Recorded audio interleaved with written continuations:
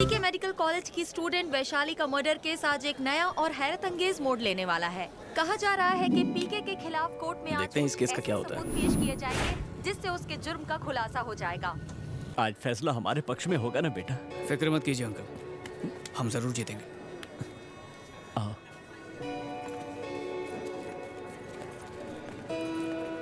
माही, वकील साहब से तुम्हारी कुछ बात हुई है क्या? नहीं, क्यों? कोर्ट में अगला केस हमारा ही है। वो अब तक आए नहीं और उनका फोन भी स्विच ऑफ है। क्या तुम्हारे पास उनका कोई पर्सनल नंबर है? हाँ दादा।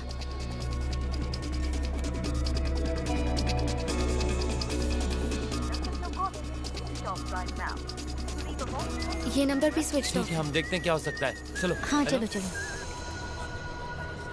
क्या चेन्नई के फाइटर? वकील का फोन नहीं लग रहा? लगेगा भी नहीं। दाया नहीं, बाईं तरफ देख। मैं दिखा? पीछे पीछे हटो, पीछे।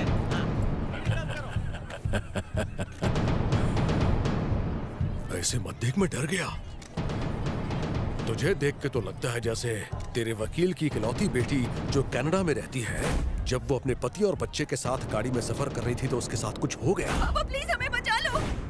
कुछ गुंडों ने उन्हें रोककर उनके सर पर बंदूक तानी और तेरे वकील को कॉल करके धमकाया। प्लीज पापा, ये जो कह रहे हैं वो मान जाइए। सर, सारे सबूत मैं आपको लौटा दूंगा सर। प्लीज मेरी बेटी और उसके परिवार को कुछ मत करना। उन्हें जाने दो। और तेरे वकील ने वो सारे सबूत मुझे लाके दे दिए। तो ये मत सोचना कि मैंने वो सारे पेपर जलाकर राख कर दिए।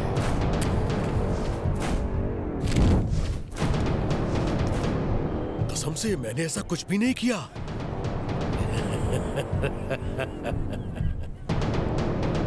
क्या कहा उसने?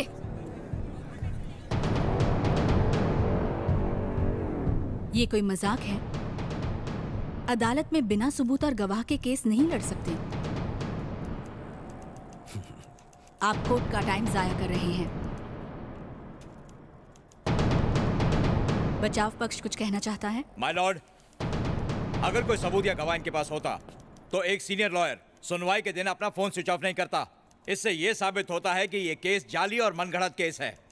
समाज में गरीबी से ऊपर उठकर अपनी मेहनत से, अपनी लगन से मिस्टर पीके ने यह मकाम हासिल किया और आज उसी समाज की भलाई के लिए मिस्टर पीके ने कई एजुकेशनल इंस्टीट्यूट्स खोले हैं। हमारे पीएम उनको इनके कार्य के लिए बेस्ट एजुकेशनलिस्ट का सर्टिफिकेट देने वाले हैं। मैडम, ये रहा इनविटेशन कार्ड।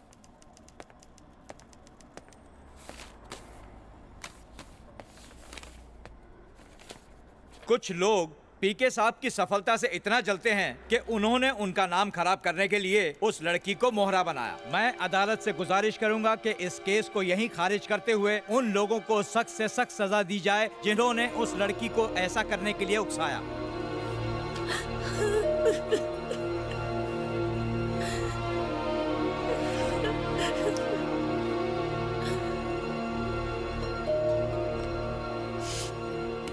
मैडम जरा 1 मिनट रुकिए। क्या मैं आपकी इजाजत से कोर्ट में एक इंपॉर्टेंट बात कर सकता हूँ? Objection your honour. अदालत की अपनी एक मर्यादा है, ऐसे ही बीच में खड़ा होकर कोई बोल नहीं सकता। Sit down please. Objection overruled. आप कौन हैं? उन लोगों को सजा मिलनी चाहिए जिन्होंने उस लड़की को उकसाया। वकील साहब ने अभी कहा। मैं जानता हूँ वो लोग कौन है, इसलिए मैं कोर्ट में अपनी बात रखना चाहता हूँ। मैडम, क्या बोलेगा ये? आपको जो भी बोलना है विटनेस बॉक्स में आकर बोलिए।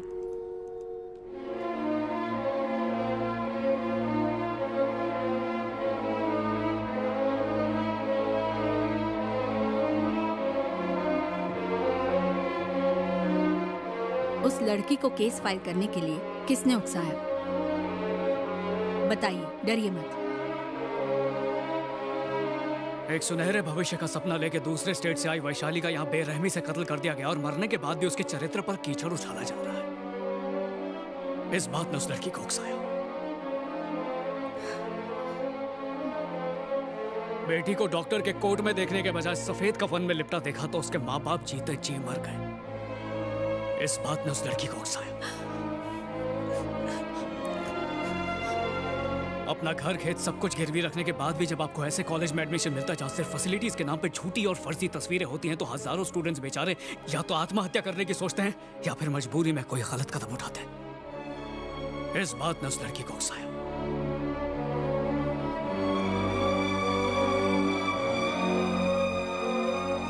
ऑब्जेक्शन योर ऑनर, ये बेकार की बातें करके केस को किसी और दिशा में ले जा रहा है। एकदम करेक्ट कहा इन्होंने। केस को सही दिशा में ले जाने की कोशिश कर रहा हूं मैं। आप कंटिन्यू कीजिए। मदुराई के एक स्कूल में गलती से एक दिन भयंकर आग लग गई। बाहर न निकल पाने की वजह से बेचारे 100 से ज्यादा मासूम बच्चे आग का शिकार हुए और झुलसकर वहीं मर गए। उस हादसे के बाद देश भर की स्कूल्स की मरम्मत कराने के लिए गवर्नमेंट ऑफिसर्स ने एक जबरदस्त मुहिम छेड़ दी ताकि सबको लगे कि उन्हें बच्चों की बहुत परवाह है। चेन्नई के एक छोटे से इलाके में एक माँ ने जब अपने 5 साल के बच्चे को स्कूल बस में स्कूल भेजा तो उसे इस बात का अंदाजा नहीं था कि 5 मिनट बाद उसका बच्चा टायर और बस की बॉडी के बीच में बने फासले में आके मर जाएगा। उसके बाद क्या हुआ? वही बेकार की दलीलें और खानापूर्ति। देश भर की स्कूल बस वैन को चेक किया गया ये देखने के लिए कि उसका ब्रेक ठीक से लगता है या नहीं। बस यही करके हमारे सरकारी बाबू घर चले गए। ऐसा ही कुछ कोयम्बतूर में भी हुआ, बिल्कुल ऐसा ही।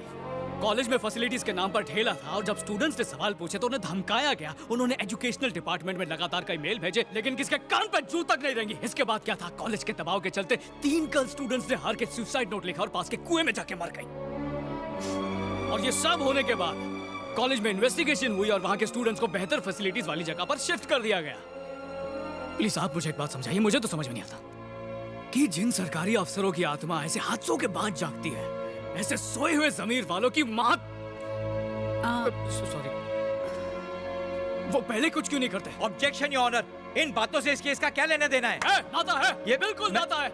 नाता है क्योंकि इस शहर में बिल्कुल ऐसा ही हुआ है। अपने घटिया कॉलेज की पोल खुलने से बचाने के लिए एक मासूम होनहार लड़की की बलि चढ़ा दी।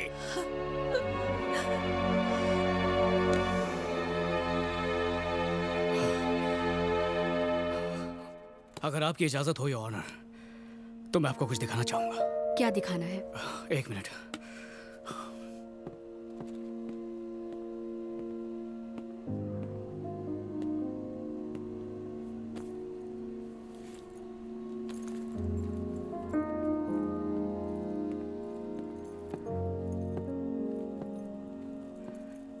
इसी बैग में ये बेचारे कॉलेज की फीस भर के लाए थे इस उम्मीद में कि उनकी बेटी एक दिन यहां से डॉक्टर बन के निकलेगी। आप जानती हैं अब इस बैग में क्या है?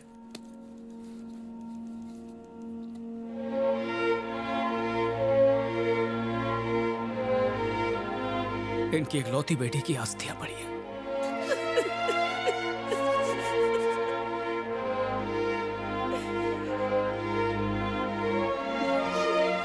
अब बस वो इतना चाहता है कि उनकी बेटी को इंसाफ मिल जाए ताकि कॉलेज के पास वाली नदी में वो इसे विसर्जित कर सके। इस दुनिया में माता पिता गुरु को ईश्वर का दर्जा दिया जाता है पर कोई ये नहीं कहता कि उनसे हमें झूठ नहीं बोलना चाहिए। हाँ, लेकिन ये जरूर बताया जाता है कि एक डॉक्टर से कभी झूठ नहीं बोलना चाहिए क्योंकि हम अपना जीना मरना उनके हाथों में सौंप देते हैं। इसलिए उन्हें बेहतरीन एजुकेशन मिलनी चाहिए, तभी तो वो काबिल डॉक्टर बन पाएंगे और अपने हुनर से हजारों लोगों की जान बचा पाएंगे। बात सिर्फ एक वैशाली की नहीं है जिसे इस शहर में मार दिया गया, ना सिर्फ उस कॉलेज की है जो सबको धोखा दे रहा है, बल्कि देश भर में ये केस उन लाखों स्टूडेंट से जुड़ा है जो भविष्य में डॉक्टर बनने का सपना देखते हैं। कोई अमीर हो या गरीब, जब जान पर बनाती है तो सब डॉक्टर पर ही भरोसा करते हैं, फिर चाहे वो आप हों या मैं हूं या यहाँ बैठे वकील हूं। इसलिए इसे समाज के लिए एक चेतावनी समझिए और प्लीज मुझे 1 हफ्ते की मोहलत दीजिए ताकि मैं उन सारे सबूतों को कोर्ट में पेश कर सकूं जिन्हें जानबूझकर छुपाया जा रहा है। ऑब्जेक्शन योर ऑनर, झूठी सहानुभूति हासिल करने के लिए इसने कोर्ट में ये सारी फिजूल की बातें की हैं। ये बातें फिजूल नहीं है, सही फैसला लेना कोर्ट की जिम्मेदारी है। बैठिए। मैं आपको एक बात बताना चाहता हूँ। मैंने कहा बैठिए। मैं आपको 5 दिन की मोहलत देती हूँ। मुझे मरवाएगा ये। इस दौरान पुख्ता सबूत के साथ ये साबित करना होगा कि उस लड़की की मौत के लिए उसका कॉलेज जिम्मेदार है, वरना मैं केस डिसमिस कर दूंगी।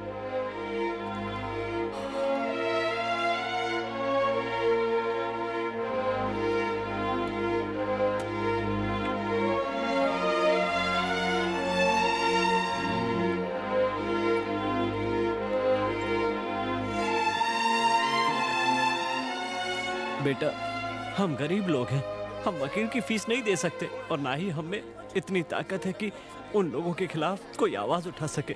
भगवान का शुक्र है कि हमें तुम जैसा बेटा मिल गया। तुम एक ऐसे भाई हो जो अपनी बहन को न्याय दिलाने के लिए सब कुछ कर सकते हो। अब हम चलते हैं बेटा।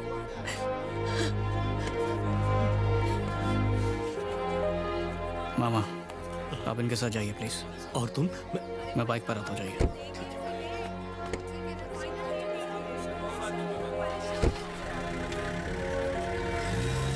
ओए गरीबों का टॉनिक।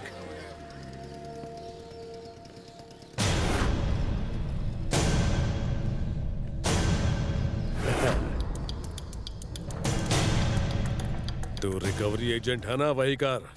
मेरे मामले में मत घुस। ये भी मेरा काम है। यहाँ भी मैं कलेक्ट करने आया हूँ। तेरे कॉलेज में पढ़ने वाले हर स्टूडेंट का फ्यूचर कलेक्ट करके उन्हें देने आया हूँ, ताकि वो अपनी पढ़ाई पूरी करके काबिल डॉक्टर बने। ये भी कलेक्शन एजेंट का फर्ज है। घबरा मत, इसके लिए कमीशन भी लूंगा मैं, और वो होगी तुझे जेल में सड़ते देखना।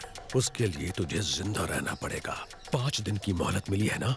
सिर्फ 5 मिनट बाद मैं तुझे इस शहर की गर्मी का एहसास कराऊंगा।